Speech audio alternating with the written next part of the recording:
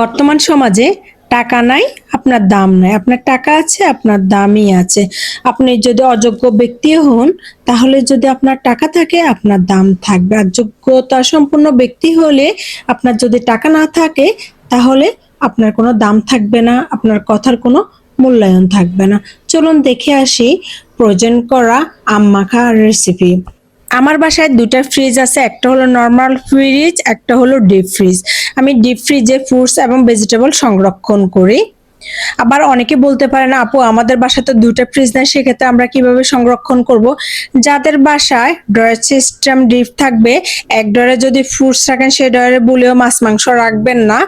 আর যাদের বাসায় drawer system না, এমনিতে পাল্লাওয়ালা বা সাধারণ ড্রয়ারের মতো করে যদি ডিপ থাকে, সেক্ষেত্রে যে অংশে আপনারা ফ্রুটস এবং ভেজিটেবল রাখবেন সেই অংশে কোনোভাবে মাছ মাংস রাখবেন না।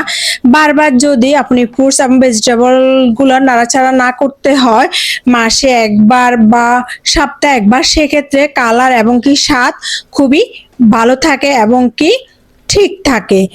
আর মাছ মাংস যেখানে রাখবেন কোনোভাবেই সেখানে রাখবেন না, তাহলে আপনার ফ্রুটসগুলো কালার নষ্ট হয়ে যেতে পারে। আমি সারা বছরের জন্য এভাবে সংরক্ষণ করি। আপনারা চাইলে এভাবে সংরক্ষণ করতে পারেন। কাঁচা আম, পাকা আম, যে কোনো ভেজিটেবল দেখেছেন কালার যেমন সুন্দর হয়েছে, এটা খেতেও কিন্তু অসাধারণ হয়েছে।